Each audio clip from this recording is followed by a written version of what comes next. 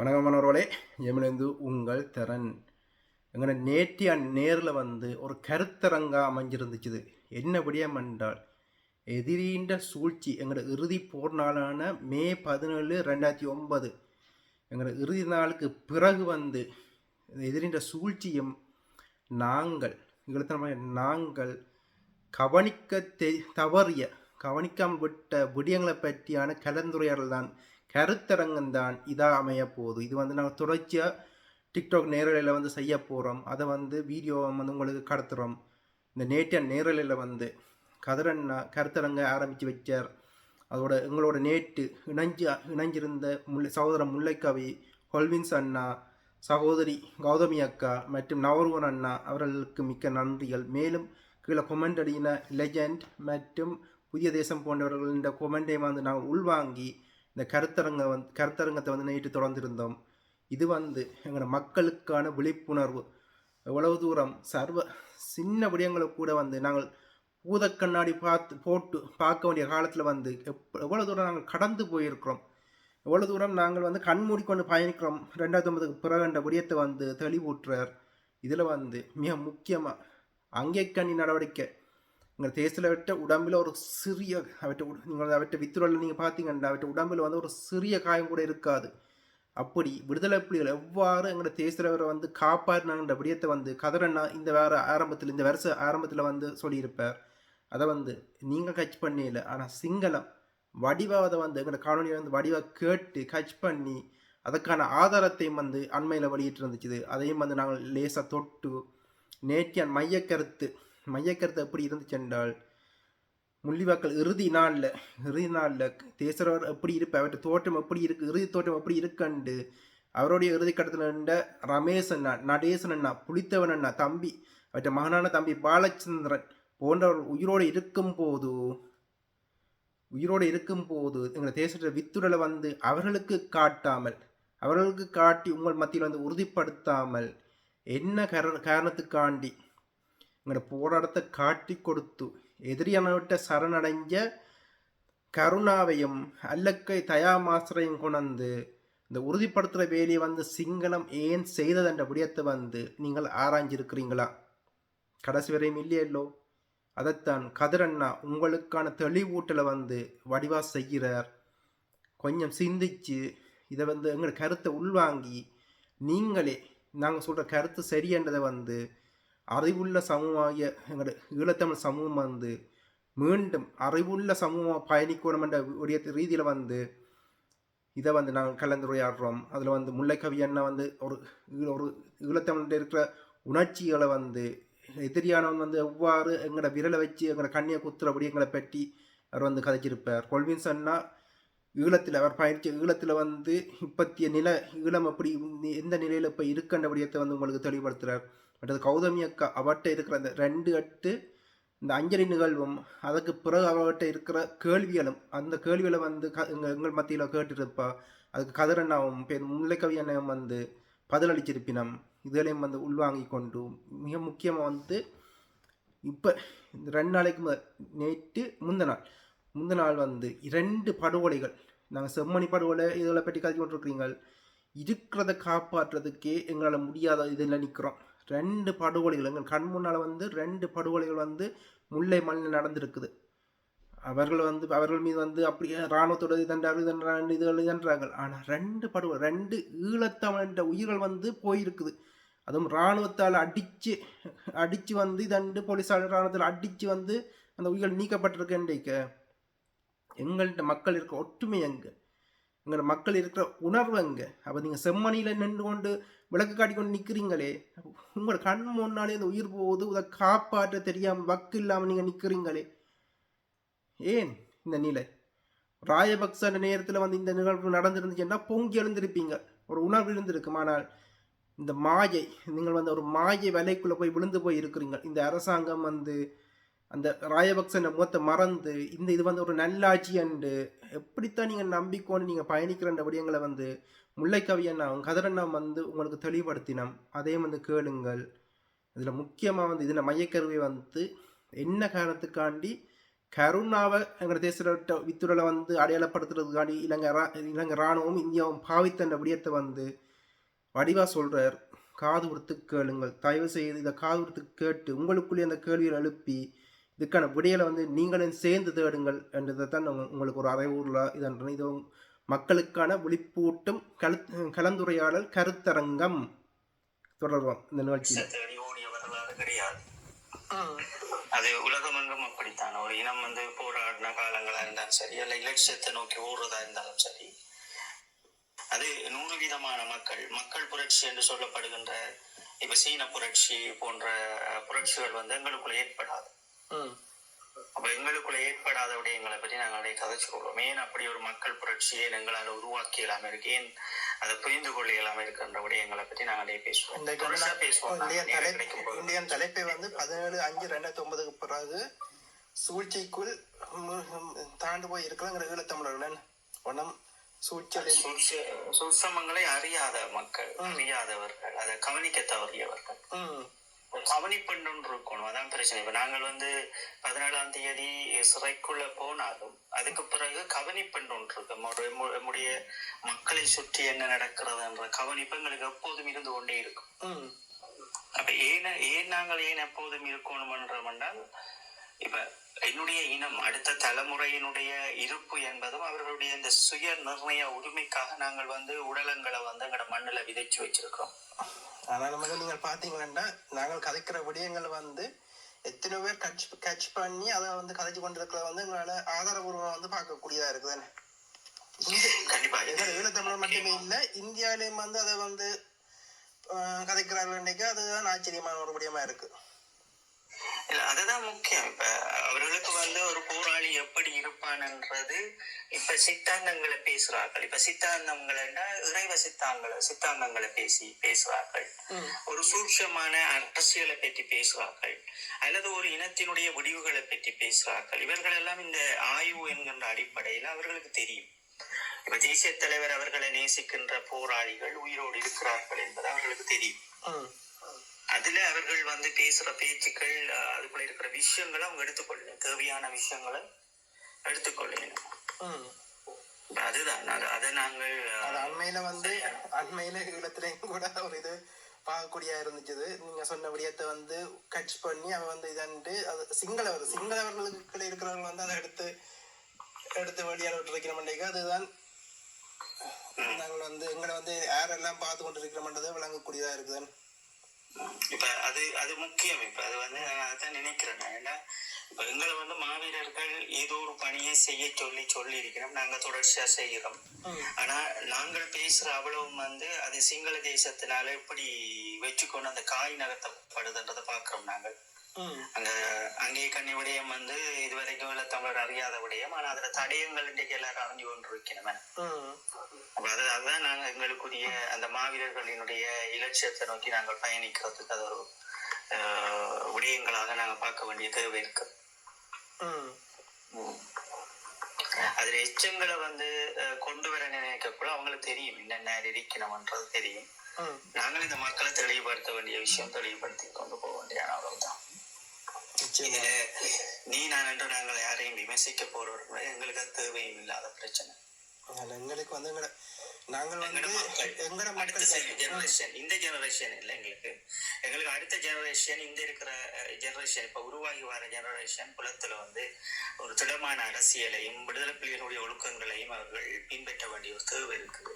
நாங்கள் முடிஞ்ச அளவு பேசிக்கொண்டிருக்கோம்.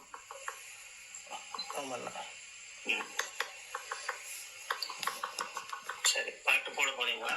இல்ல தானே, நீங்கள் தொடர்ந்து பேசலாம். இன்னைக்கு ஓகே, நீங்கள் இடக்கடை இதெல்லாம் போது நான் வந்து பாட்டை போட்டு விடுறேன்.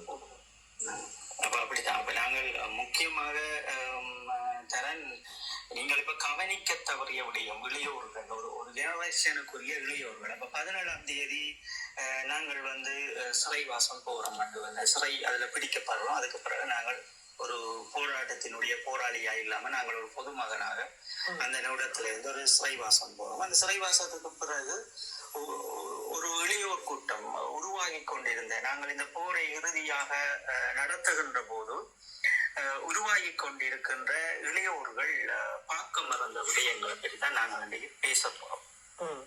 அவர்கள் இந்த பார்வைகளை அவர்கள் ஒரு தேடலாக அல்லது ஒரு ஆய்வுகளாக அவர்கள் செய்திருந்தால், இப்ப நாங்கள் சிறைக்கு போன பின் அதற்கு பிறகு எங்களுக்கு நிறைய தேவையான விடயங்களை நாங்கள் செய்ய வேண்டிய தேவை இருந்தது. நிறைய ஆய்வுகளையும் நிறைய இதற்கு பின்னுக்கு நிற்கிறார்கள் என்ற விடயங்களை நாங்கள் எடுக்க வேண்டிய தேவை இருந்தது. அப்ப அந்த தேவை போன்று எங்களுடைய அடுத்த சந்ததியினர் அதை கெச் பண்ணாத வழியா தான் இவ்வளவு பிரச்சனைகள் எமக்குள் நடந்து கொண்டிருக்கிறது.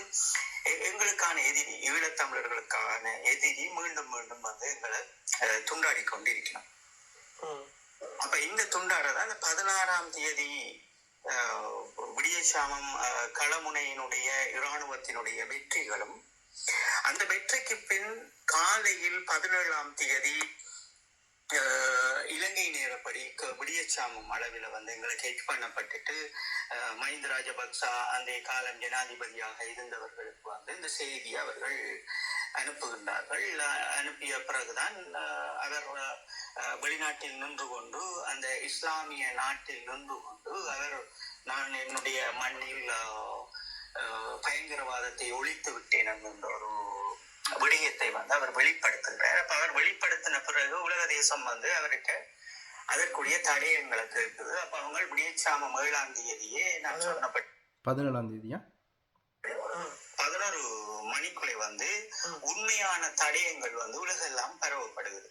மஹிந்த ராஜபக்சா நின்று உரையாற்றிய அந்த முஸ்லிம் நாடுகளுக்கும் முதலுக்கும் அனுப்பப்படுது.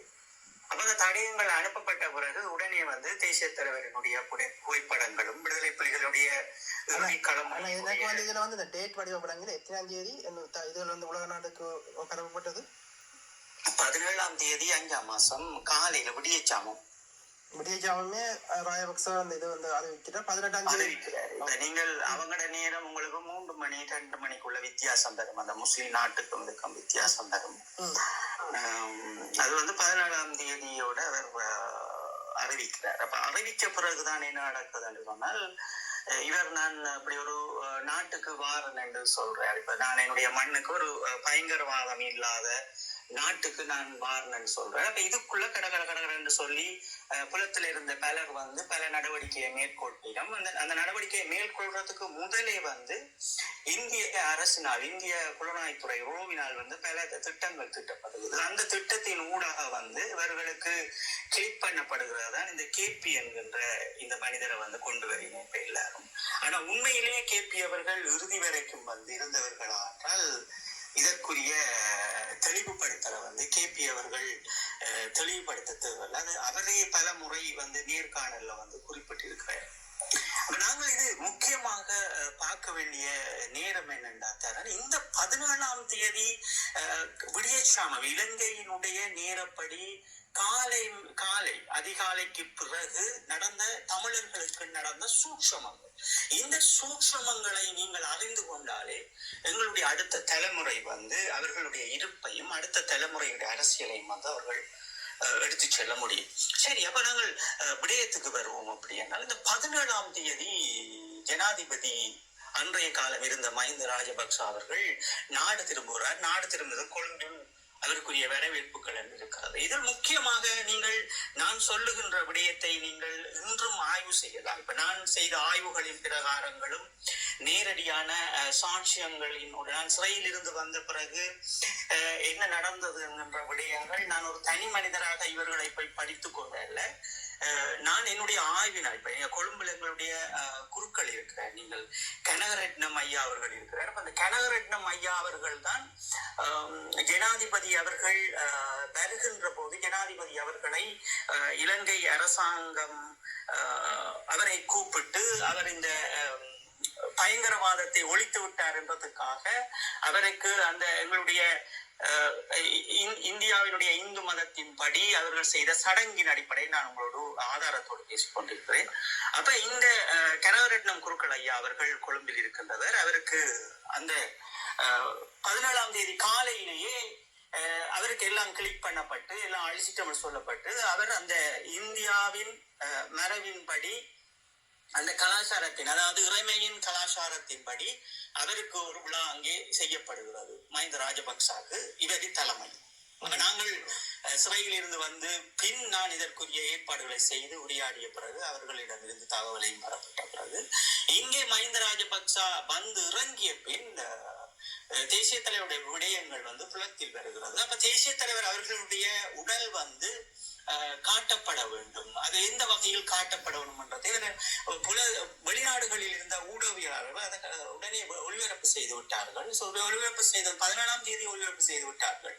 அதற்கு பின் உலக தேசத்தில் இருந்த இந்த போரை முடிக்க வேண்டும் என்று நினைத்த அதிகாரிகள் இந்தியாவில் இந்த இலங்கையினுடைய எஸ்டிஎஃப்போடு மிக நுண்ணியமான முறையில் கல்வியை கேட்டவர்கள். அதற்குள் அவர்கள் கிளிக் பண்ணப்படுகிறது என்னவென்றால், தேசிய தலைவர் அவர்கள் என்ன செய்தியை சொல்ல வருகிறார் என்ற ஒரு விடயத்தை இவர்கள் கொண்டு வருகிறார். தேசிய தலைவர் அவர்கள் என்ன செய்தியை சொல்லுகிறார், இந்த உடல் எப்படி, அப்ப அவர்களுக்கு ஒரு எதிர்பார்ப்பு இருந்தது என்றால் எதிரிக்கு தேசிய தலைவர்களுடைய உடல்களை எடுக்க முடியாது என்கின்ற ஒரு ஏற்பாடு அவர்களுக்கு எண்ணம் இருந்தது. அவர் வெடித்து சிதறி விடுவார் என்கின்ற எண்ணம் எல்லாம் இருந்தது. ஒரு கரும்புலியாக பல உயிர்களை தந்தவர், அவர் உடலங்களை எடுக்கவே முடியாது என்று இந்த 17ஆம் தேதி காலப்பகுதியில் தான் இந்த விடயம் எப்படி கிளிக் ஆகிறது என்றால், இந்த விடயத்தை உடனே கெச் பண்ணுகிறார்கள். எப்படி என்றால், தேசிய தலைவர் அவர்கள் சொன்ன செய்தி, புலத்திற்கு சொன்ன செய்தி, அது எங்களுடைய அடுத்த தலைமுறைக்கு நான் உங்களுக்கு இந்த உடல்களை காட்டுகின்றேன். நீங்கள் அடுத்த கட்டம் இந்த போரை எடுத்துக்கொண்டு போக வேண்டும். இந்த போரை எந்த விதத்தில் அரசியல் ரீதியாக உலகத்திற்கு கொண்டு போக வேண்டும் என்கின்றதும் இறுதி கணங்களில் இருந்த அனுப்பி வைக்கப்பட்ட சாட்சியங்களும் ஒவ்வொரு ஆடியோக்களாக ஒரு தளங்களாக நின்று எங்களுடைய போராளிகளை படப்பிடிப்புகளை செய்து அந்த காலங்களில் குறிப்பிட்ட 1.5 வருட காலங்களில் ஏதோ ஒரு வகையில் அனுப்பி வைக்கப்பட்ட சாட்சியங்கள் எல்லாம் நாங்கள் பார்த்திருக்கிறோம். அதெல்லாம் எடுத்துக்கொண்டு போராட வேண்டும் என்பதும் இறுதியாக தலைமை படத்தினால் உரையாடி கொண்டிருந்த விடயங்கள் எல்லாம் நாங்கள் தொடர்ச்சியாக பேசியிருக்கிறோம். அப்ப இந்த அடிப்படையில் இந்த சூழ்ச்சியமங்கள் அமைக்கப்பட்டதுதான். அடுத்த நடவடிக்கை என்ன செய்கிறார்கள் என்றால், ஒரு நடவடிக்கை ஏஆக தொடங்கி அடுத்து சிஆக தொடங்கி பிஆக முடிக்க போகிறார்கள். 3 விடயங்களை செய்ய போகிறார்கள். ஒன்று, இது தேசிய தலைவர் அவர்களினுடைய வித்துடல் அல்ல என்பதை அவர்கள் காட்ட வேண்டிய தேவை இருக்கிறது. ஏனால் தமிழர்களை அடுத்த கட்ட நகர்வுக்காக கொண்டு போகக்கூடாது என்கின்ற விடயம். அதுக்காக அவர்கள் ஒரு சோதனையான விடயங்களை எடுத்து தேசிய தலைவருக்கு சேறுகளை பூசியது போன்ற படங்களையும் அந்த ஒரு பொய்யான ஒரு மாயை போன்ற ஒரு கதையையும் உருவாக்குகின்றார்கள். இந்த கதையை உருவாக்கி அதையும் உங்களுக்கு உறுதிப்படுத்திக் கொண்டுதான் கருணா போன்றவர்களை இதற்குள் இறக்குகின்றார்கள். எப்படி என்றால், நீதான் உறுதிப்படுத்த வேண்டும் என்றது. இங்கேதான் நீங்கள் எல்லோரும் இந்த புலத்தில் இருந்தவர்கள், இளைய சமூகம் சிந்திக்க தவறிய விடயமும் அந்த அன்று நடத்திய விடுதலை புலிகளோடு இருந்தவர்களும் சிந்திக்க தவறிய விடயங்கள். ஏன்னா இந்த இடத்தில் மிக தெளிவாக இன்று பார்க்க வேண்டிய தேவை இருக்கிறது. இதை பார்த்தோம்னு சொன்னாலே இவ்வளவுக்கு அடிபட்டு கொண்டு நாங்கள் ஊடகங்கள் பேச வேண்டிய தேவையும் இருக்க போறதல்ல, நீ நான் அன்று அடிபட போற தேவையும் இருப்பதல்ல. அப்ப நாங்கள் ஒரு இலட்சியத்தை நோக்கி பயணிக்க வேண்டிய தேவை இதில் இருந்து நாங்கள் தொடரும். அப்ப இந்த இடத்தில் தான் கருணா அவர்களிடம் ஒரு நாடகத்தை பிளான் ஏ முடிவடைகிறது. தேசிய தலைவர் அவர்களுக்கு உடலங்களில் சேறுகள் எல்லாம் பூசப்பட்டு அது ஒரு வித்தியாச முறையில் தமிழர்கள் நம்பாதபடியும் குறிப்பிட்டவர்கள் நம்பியதுபடியும் அங்கே முதலாவது முற்றுப்புள்ளியாக உடைக்க வலிக்கிறார்கள் ஈழத்தமிழர்கள் 2 பிரிவுகளாக. ஒன்று இருக்கென்று சொல்பவர்களும் இன்னொன்று இல்லை என்று சொல்பவர்கள். 2வது நடவடிக்கை சி வந்து செய்யப்படுகிறது கருணா. இந்த கருணாவினுடைய அங்க வாரத்துக்கு அவர் வந்து 19ஆம் தேதி காலையில் வருகின்ற போது இது தேசிய தலைவர் அவர்கள் உடலிருந்து கருணாவை உறுதிப்படுத்தலாம். இங்கதான் நீங்க சிந்திக்க தவறு என்னென்றால், களத்தில் கைது செய்யப்பட்ட ஏராளமான போராளிகள், களத்தில் கைது செய்யப்பட்ட தளபதிகள், நீங்கள் உதாரணமாக நீங்கள் லேடிஸ் வீடியோவையும் கூட இருக்கிறது, ரமேஷ் அண்ணா போன்றவர்கள், அதை விட இன்னும் வெள்ளக்கொடியோடு போன அரசியல் துறையில் இருந்தவர்கள், பாலகுமாரன் அண்ணா போன்றவர்கள், புலித்தேவன் போன்றவர்கள், அல்லது இன்னும் பல தளபதிகள், இவர்கள் எல்லாம் இருக்கின்றார்கள். தம்பியும் இருக்கின்றார், பாலச்சந்திரன் அவர்களும் இருக்கின்றார். அப்ப பாலச்சந்திரன் இது தந்தையின் உடல் என்று காட்டியிருக்க முடியும். சரி, அவர் சிறுவர் என்றபடியால் அவரை அது அடுத்த போராளிகளையாவது வச்சு அவர் உறுதிப்படுத்தியிருக்க முடியும். களமுனையில் இருந்தவர்கள் கூட்டிக் கொண்டு மக்களோடு பயணித்த பலர் இருந்தவர்கள், மக்களாக இருந்தவர்களும் மக்களுக்குள் தேசிய தலைவரை நன்கு தெரிந்தவர்களும் அவர்கள் மௌனியாவில் வச்சு பிரிக்கப்பட்டு சித்திரவதை கூடங்களுக்கு அழைக்க சென்று விடுதலை செய்யப்பட்ட வரலாறும் அதை நீங்கள் அறிந்தபடியே. அப்ப இதையெல்லாம் களத்திலேயே சொல்வதற்கு என்ன விடயம் இருக்கிறது நீங்க சிந்திக்க வேண்டும். இதுதான் நாங்கள் திருப்பி நாங்கள் உங்களுக்கு சொல்லுகின்ற விடயம் என்ன, நீங்கள் சிந்தியுங்கள். எங்கள் இனத்தை பற்றி என்ன சுற்றி நடக்கிறாங்க. கருணா அவர்களையும் தயா மாஸ்டர் போன்றவர்களையும் கொண்டு வருகிறோம். அப்ப ஏன் கொண்டு வருகிறோம்? இங்குதான் நீங்கள் மிக முக்கியமாக பார்க்க வேண்டிய தேவை இருக்கின்றால், தமிழீழ மக்களை பொறுத்தளவில், ஈழத்தமிழர்களை பொறுத்தளவில் கருணா என்று சொல்லப்படுகின்ற போதும், தயா மாஸ்டர் என்று சொல்லப்படுகின்ற போதும், அவர்கள் அந்த போராட்டத்தில் இருந்து விலத்தி சென்றவர்கள், ஒரு அநாகரிகமற்ற செயலை செய்தவர்கள். அவர்கள் விலத்தி போய் ஒரு ஓரமாக வாழ்ந்திருந்தார்கள் என்றால் அது மக்கள் அவர்களை ஏற்றிருப்பார்கள், அல்லது அவர்கள் ஒரு வெளிநாட்டுக்கு சென்று வாழ்ந்திருந்தால் அவர்களை ஏற்றிருப்பார்கள், அல்லது அங்கே ஒரு ஈழத்தமிழர்களினுடைய கிழக்கு மாகாணத்தை பொறுத்தளவில் உடலங்களையும் உயிர்களையும் தந்து தன் வாழ்க்கையை தந்து போராடிய அந்த போராளிகளுக்கும் மக்களுக்கும் அவமானங்களை தேடி கொடுத்து அங்கே ஒட்டுக்குழுக்களாக செயல்பட்ட பிள்ளையான் போன்ற அணிகளும் இருந்தவர்களையும் இந்த மக்கள் ஏற்றுக்கொள்ள போவது அல்ல. அப்ப இங்கேயும் ஒரு கிளிக் உங்களுக்கு வைக்கின்றார்கள். எப்படி என்றால் இதிலையும் கருணா அவர்களை ஏன் உறுதிப்படுத்த வேண்டும் என்றால் இங்கே இரண்டு பிளவாக்குகின்றார்கள். மீண்டும் கருணா, நீ சொன்னால் நாங்கள் நம்ப வேண்டுமா? நீ ஏற்கனவே சிங்களத்துடைய வரடி கைக்கூலி என்ற பேரோடு இருக்கின்றபடியால் நாங்கள் நம்ப மாட்டோம் என்று இங்கே குறிப்பிட்டவர்களை அது ஒரு உளவியல் ரீதியான யுத்தத்துக்குள் தள்ளுகின்றார்கள். அப்ப இரண்டு வகை, ஒன்று தேசிய தலைவர் அவர்களுக்கு சேறு பூசி ஒரு பொம்மை போன்று காட்டிய விடயம், இங்கே இரண்டாவது விடயம் கருணாவை கொண்டு வந்ததும். ஏன் களமுனையில் இருந்த போராளிகளை இவர்கள் கொண்டு வந்து காட்டியிருக்கலாம், தேசிய தலைவர் தான் ஏன் செய்யவில்லை என்பதை. அப்ப இவர் நின்று வருகின்ற நாடு ஒரு முஸ்லிம் நாடை சேர்ந்தது. அப்ப இந்த முஸ்லிம் நாட்டை சேர்ந்தது என்றால் மீண்டும் கருணாவை ஒரு எதிரியாக எம்மவர்கள் பார்த்து விட வேண்டும். கிழக்கை விடுதலை புலிகளினுடைய அந்த தத்துவ கோட்பாட்டில் இருக்கக்கூடாது என்றதற்காக இவரை கொண்டு வந்து இறக்குகின்றார்கள், இருவரையும். அப்ப மீண்டும் கிழக்கு மாகாணத்தில் ஒரு தனித்துவமான, அதாவது வடக்கு கிழக்கை இணைக்காதபடி ஒரு கோபங்களோடும் ஒரு ஆவேசங்களோடும் ஒரு தமிழர்கள் எப்படியும் இருப்பார்கள், அவர்களை திசை திருப்பிட வேண்டும் என்று செய்த நடவடிக்கை தான் இது. இது கருணாவை கொண்டு வந்து அது தேசிய தலைவருடைய உறுதிப்படுத்தலுக்கு தேவையில்லை. அவ்வளவு பேர் நீக்கணும். கருணா பிரிந்து போனது தேசிய தலைவரை விட்டு 2004. அப்ப 2000 இதுல வந்து நீங்கள் வந்து ஒரு முக்கியமான ஒரு இதை வந்து மக்கள் மத்தியில வந்து தெளிவுபடுத்தி இருக்கிறீங்க. களத்துல வந்து ரமேஷ் அண்ணா, புலித்தேவன், நடேசன் போன்ற போராளிகள் களத்துல நின்ற தேசங்கள் எப்படி அவருடைய தோட்டம் எப்படி என்று, அண்மை தோட்டம் எப்படி என்று தெரிஞ்ச போராளிகள் இருக்கும் போது எங்களோட போராட்டத்தை காட்டி கொடுத்த கருணாவை கொண்டு 19ஆம் தேதி அந்த உடலை வந்து சாட்சிப்படுத்த நிற்கிறாங்க என்றால் அதுக்குள்ள இருக்கிற பின்னுக்கு இருக்கிற சூழ்ச்சியம் என்னதையும் வந்து நீங்க வடிவா தெளிவுபடுத்தி இருக்கிறீங்க. இந்த இதுல வந்து இந்த தலைப்புக்கு ஏற்ற மாதிரியான நான் அந்த தலைப்பு நீங்க வைக்கும் போது வந்து என்னுடைய கணக்கு எதிர்பார்ப்பு இருந்தது. அந்த எதிர்பார்ப்பை மக்கள் மத்தியிலேயும் வந்து கடத்துற வகையில வந்து சரியான ஒரு இதை வந்து தொட்டு இருக்கிறீங்க. இதை வந்து மக்கள் வந்து நிச்சயம் வந்து சிந்திக்க வைக்கும். அப்ப தரல் இதுல இருக்கிற விடயம் என்னன்னா, இந்த முஸ்லிம் நாட்டில இருக்கிறாங்களா நீங்க பார்க்கணும். கிழக்கு மாநிலத்தை பொறுத்தளவுல வந்து அங்க இருந்தவர்கள், இளையோர்களாக இருந்தவர்கள் வந்து சொரிதரன் ஒரு நான் கதைக்கிறேன், தயாமாச கருணா அவர்களை கொண்டு வரணும். அப்ப ஏன் கொண்டு வரணும்னு சொன்னா, இந்த கிஸ்புல்லா போன்றவர்கள் வந்து அந்த முஸ்லிம் நாட்டோட மிக இறுக்கமா இருக்கணும். தேசிய தலைவர படத்தை வெளியிட்டது வந்து சைனா மீடியா உண்டு, தாய்லாந்து மீடியா.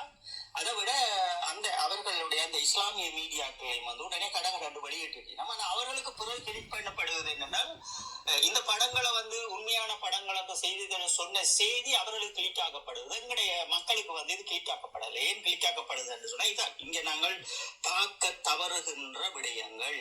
அப்ப இந்த இடத்துல திருப்பியும் கிழக்கு மாகாணத்தை பிரிச்சு வைக்கணும், வடக்கு மாகாணத்துல இருந்தேன்னு சொல்லி இந்த 2 பேரையும் வந்து உளவியல் ரீதியாக ஒரு யுத்தத்துக்கு நாங்கள் தயாராகிறோம். அப்படி என்றால் சிறைக்கு சென்ற போராளிகளும், அதை விட எங்களுடைய மக்களும், புலத்தில் இருக்கிற மக்கள். இப்ப புலத்தில் என்று பார்த்தா, புலத்தில் தான் நாங்கள் ஒரு இனத்தினுடைய அடிப்படை அபிலாசைகளை பெற வேண்டிய ஒரு பலமான ஆயுதம் என்ன நாங்கள் புலத்தில் இருக்கிறவர்கள் தான்.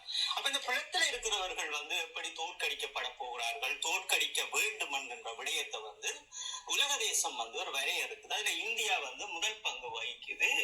இலங்கை அரசாங்கத்தோட சேர்ந்து பல நடவடிக்கைகளை மேற்கொள்ளினோம். அப்ப உடனே என்ன பண்ணினோம்னா, கருணா அவர்களை அனுப்பி கிழக்கு மாகாணத்தை வடக்கு மாகாணத்துக்கு இணைக்கக்கூடாது, மக்கள் மத்தியில ஒரு உளவியல் ரீதியான யுத்தத்தை ஏற்படுத்தினோம். புலத்துல வந்து பல நடவடிக்கைகளை மேற்கொள்ளினோம். இந்த பல நடவடிக்கைகள் தான் இந்த பிளவுகள். அப்ப இந்த பிளவுகளுக்கு எப்படி எப்படி நடவடிக்கையை மேற்கொள்ள வேண்டும் என்றுதான் ஒரு நடவடிக்கையா மேற்கொள்ளினோம். தமிழர்களை எங்க சிக்க வைக்கலாம் என்று. அப்ப ஒவ்வொரு அஜெண்டா வந்து போடப்படுகிறது, ஒவ்வொரு நடவடிக்கை போடப்படுது. அதுல முதலாவது நடவடிக்கை நீங்க பாத்தீங்கன்னா தெரியும், இந்த புலத்தில இருந்து அமைப்புகளாக செயற்பட்டவர்களை வந்து துண்டாடுதல், கருத்தரங்குகளாக துண்டாடப்படுதல். அப்ப இந்த துண்டாடப்படுதலுக்கு பிறகு அந்த அமைப்புகளும் வந்து சீர்குலைக்கப்படுகிறது. அதற்கு பிறகு ஒரு நடவடிக்கையை வந்து இந்தியா ஊடாக தமிழர்களை ஒரு காய் நகர்த்த வேண்டிய தேவை இருக்குது. அதான் இந்த மே 17 என்ற ஒரு இயக்கம் ஒன்று அங்க உருவாக்கப்படுது. திருமுருகன் காந்தியோட அப்ப இந்த மே 17 உருவாக்கப்படுகிறது. இங்கால தேசிய தலைவர்கள் எல்லாம் இருக்கிற மாதிரியும் இல்லாத மாதிரியும் ஒரு நடவடிக்கை